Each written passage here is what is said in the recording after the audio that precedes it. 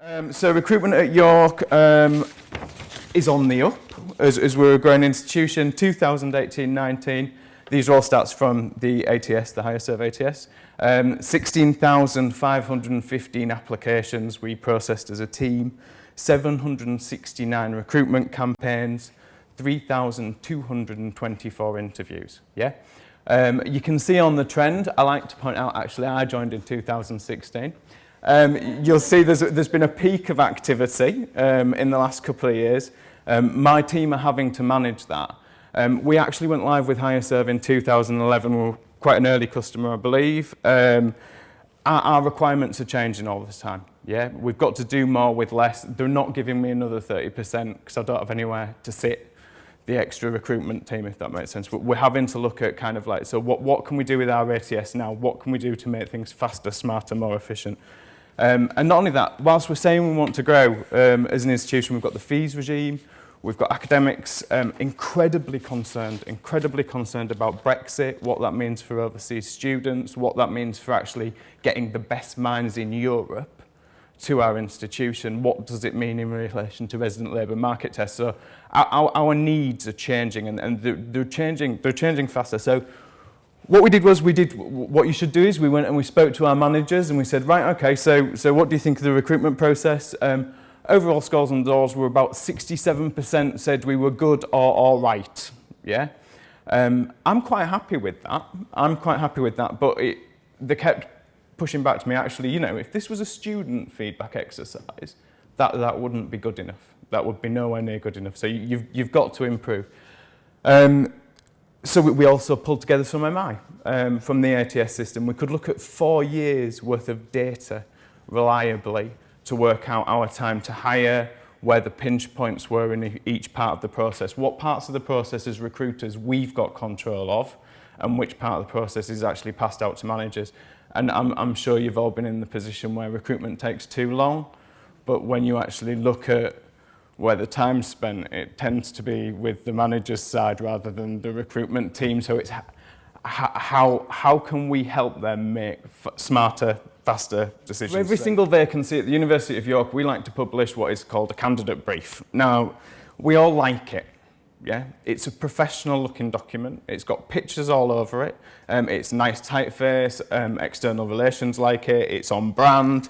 All the key information an applicant could need. When it was introduced, the idea being that these applicants would download this document, they would print it off, and they would sit and read more about the University of York whilst they're eating the cereal. So the information it contains is it's got a cover page, which is lovely pictures. We've got control of it as well, so we can make sure that the pictures are of suitable quality. And we've got an introduction, which is it's an opportunity really to sell the vacancy. How has the job come about? What is this role about? Why are we looking to recruit? For research posts as well, actually sometimes it's not the job that people want, but it's to be associated with that research project. So some research projects are worth more than others if it's, you know, okay. So an opportunity to put that sales pitch in there. At a glance summary, because we've got a lot of information there, it's 12 pages. So we like to give people a little glance so they can see key contractual terms, job description as you'd expect, person spec as you'd expect, lovely formatted table, blue and white, all in the right text, all that sort of stuff. Departmental summary, because again, as I said, we've got 30 odd departments and each of them like to see themselves as their own standalone institution. Yeah, they sometimes forget that they're in someone else's building, using someone else's electric, that they see themselves as a single entity. When we're doing league tables, it's all about sociology being number one for F at York. Chemistry does exceptionally well in this area, and they really want to sell what's special about their departments. And finally, a section about the university. And just in case we've not covered everything off, yeah, we'll talk about York as well, right?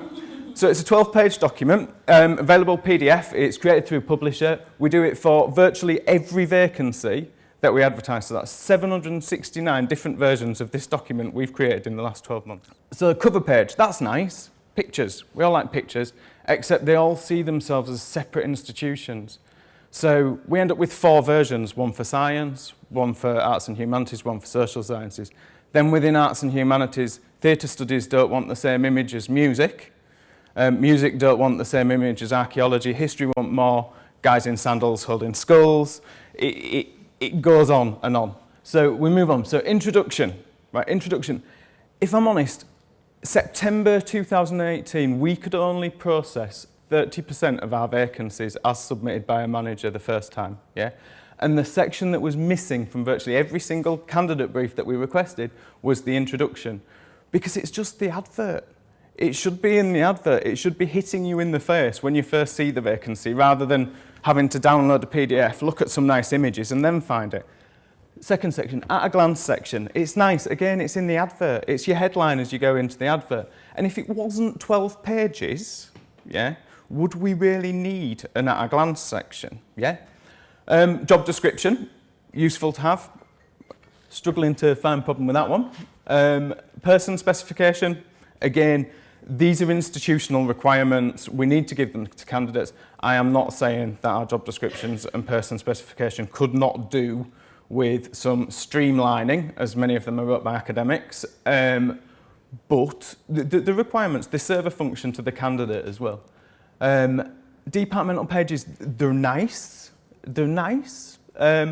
but the amount of time that I spent talking about whether geese are a biohazard, or whether we should be promoting the fact that we've got ducks on campus, or are there enough pictures of the lake, it becomes a distraction. And we're doing this for every single vacancy. One department manager that I was speaking to wanted pictures of only their staff, so that the candidates, when they read the bit about the departments, will see a picture of Joan, who works on reception, and then they will remember when they come to interview that it was Joan that was in their candidate brief that's now sat behind the desk.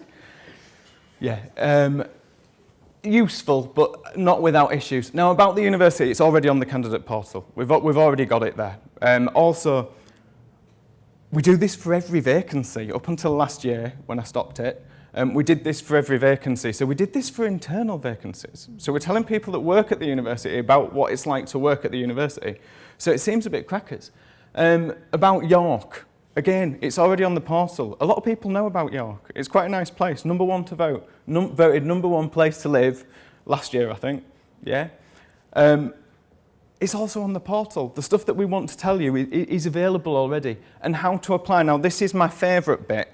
So what we're doing is, we've got someone on a portal, one click away from applying this vacancy, which as recruiters is what we want, yeah? And then we get them to print a document, to go away, to download a document, print a document, walk away, and then read on the back of it how they can get back to the portal that they've just come from, yeah? So it's stopped adding the value that it did as a document. So what we've done is we've worked with the guys at HireServe, and the only part of that really we felt we wanted to take forward was the departmental context, because our managers, it matters to our managers, and I do believe that it matters to our applicants as well. But what I don't want to do is, I don't want to do it for every vacancy that you've got. I want to do it once, and I want to do it right. So what we're doing is we've worked with HireServe, and we're looking at actually automating the introduction of some CMS pages.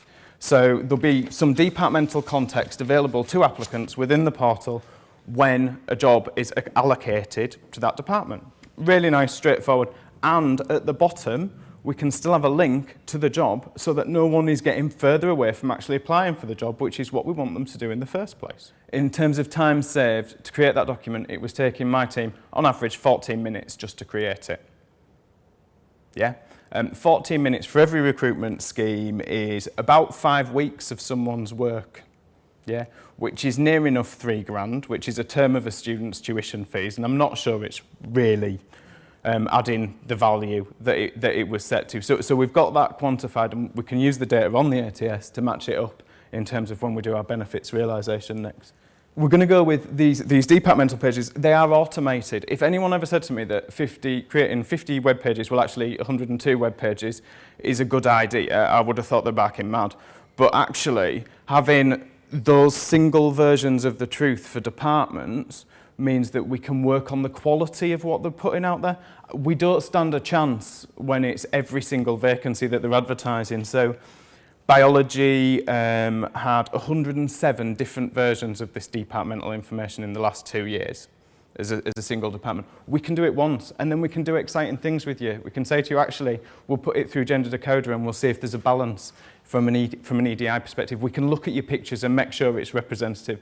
We can start talking about language and actually how do we want to communicate? Is it in line with the university brand? All of that sort of good stuff, yeah? And we're going to have a job description, and it's just going to be a really short document, and you're not going to have any pictures, and it's just going to be about the job, because that's what the candidate actually wants to know at the point they're filling out. So next steps we're going to work with them in relation to improve quality. We're going to do some benefits realisation. So I've talked about my 5 weeks, and I've talked about my return on investment, all of that sort of good stuff to get people involved. We're actually going to make sure that that happens. This is creating space for my team, not only to do more, but to actually do more on the ones that they're working on. So I'm turning around now and I'm saying, right, okay, so by the end of the year, I want you guys to be doing best practice in relation to the wording of our adverts. I don't want some of this language that we're currently using, which has potentially negative connotations, or I want us to be at the forefront of this, and I want you guys to become experts in it. So we're going to be able to deliver a better service back to our managers. So in terms of key learning, and this is really key learning, my key learning from having done this is, first of all, know what your boundaries are and what your barriers are. Your boundary is your line in the sand that you've decided that you won't cross, and your barrier is a physical barrier you can't cross. It might have been when we first implemented the solution that actually this wasn't possible, yeah? I don't know, it could have been, but it might have been that it wasn't possible. But at some point, we made a decision and we decided we wanted to keep this information as a document based on an assumption of candidate behaviour. Now, candidate behaviour is changing all the time, recruitment's developing all the time, the IT, the tech is developing all the time as well, which means that sometimes what you think is a barrier is actually just a boundary. And you need to test those. You need to know which is which. Okay. The other area that I would say is that people often kind of like present you with quality and quantity as opposed, and I think actually that's wrong. If you've got the right technical solution and you can work with your ATS providers, yeah, you can bridge that gap quite comfortably. I can deliver a better service to my managers than I did previously by enhancing our current product. Yeah. My team always talk about, are we kind of like a stack 'em up and whip 'em out kind of organisation? It's not like that. It's about trying to get some more quality in there. Right? And the other thing is never forget your candidate. When we first went live with this, my HRLT were, oh, you're talking standardisation, no one will like it, everyone will kick against it. But by talking to departments about the candidate experience, that was my strong ally, if that makes sense. Talking about the reason that we've managed to spend hundreds of pounds to get this person to this click on this website. Let's not send them to the photocopier. Let's get them actually pressing the button.